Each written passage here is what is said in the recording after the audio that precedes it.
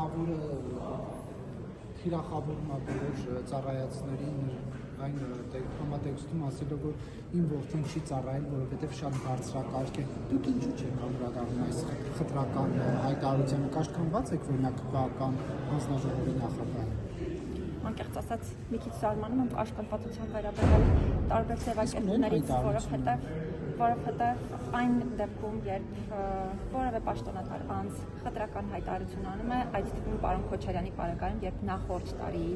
սերով պայմանավորված տարբեր հանգամանքների հիմքով հաղորդակցություններ տեղի ունեցել լրագրողի հետ կապված, ես խոսել էի խնդրի վերաբերյալ, ես չեմ կարծում, որ տվյալ պարագայում մենք ունենք իրավահավասարության եւ հակախտրականության ոլորտին առնչվող որևէ հայտարարություն, որին կարիք կա մարդու իրավունքների պաշտպանի դերակատարությունից անդրադառնալ, հետեւաբար այս վերջին հայտարարությունը այո, որովհետեւ եթե ներողություն, բայց դրանից հետո պատգամավորն ինքը անդրադարձել է իր իսկ խոսքին, եթե չեմ սխալվում, նաև ներողություն է խնդրել, իսկ մենք անդրադառնում ենք ոչ թե մեկնաբանություններին, այսինքն ոչ թե մեկնաբանում ենք տարբեր պաշտոնատար անձանց խոսքեր, այլ անդրադառնում ենք խոսքերին, եթե դրանք կարող են պարունակել իրենց մեջ իրավահավասարության հակախտրականության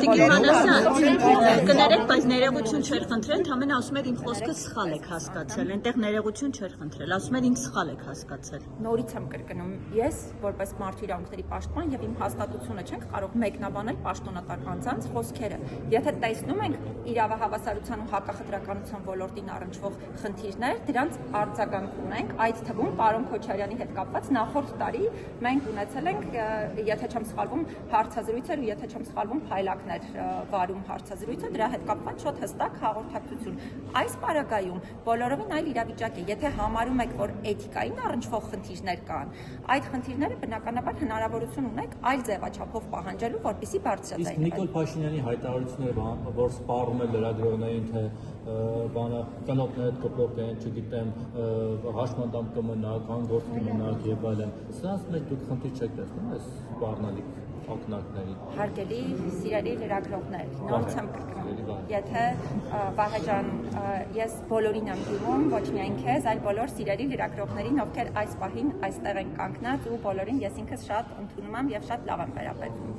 Բայց եթե անցնենք հարցի պատասխանին, հարցի պատասխանը հետևյալն է, եթե տեսնում եք էթիկայի ու վարքագծի կանոնների հետ կապված խնդիրներ պաշտոնատար անձանց խոսքում, մարմինը բոլորովին այլ է, որին պետք է դիմեք եւ դրա հետ կապված ստանաք պատասխան ու արձագանք։ Մասնավորապես, եթե ցանկություն ունեք, նշված պարագայում կարող եք դիմել կոռուպցիայի կանխարգելման հանձնաժողովին։ Ինչ վերաբերում է մեր հաստատությանը, հաստատությունը արձագանքում է այն դեպքերին, երբ ոչ թե մենք էթիկայի կամ վարքագծի կանոնի խախտում ենք տեսնում, որովհետև այդտեղ ընդհանրապես չունենք իրավասություն, այլ այն դեպքերում, երբ որ իրավունքների հետ կապված խնդիրներ են ես հիմա կարող եմ պարզապես բոլոր պաշտոնատար անձանց կոչ անել շատ ավելի զգայուն լինել իրենց արտահայտություններում, որպեսզի հանկարծ որևէ մեկի մտքով չանցնի որևէ տպավորություն, որում ոչ միայն պաշտոնատար անձանց, այլ նաև այլ դերակատարներին, որովհետև օրինակ նույն իմ հաստատության աշխատակիցների հետ կապված երբեմն կամ նույն իմ հաստատության հետ կապված տարօրինակ այնպիսի դերակատարների կողմից ձևակերպումներ ենք տեսնում, որոնք եւս սպառնալիքի տպավորություն են իրենց մեջ, առնվազն պարունակում եւ թողնում, հետեւաբար այս առումով կարծում եմ բոլորովին լուծումները այլ են։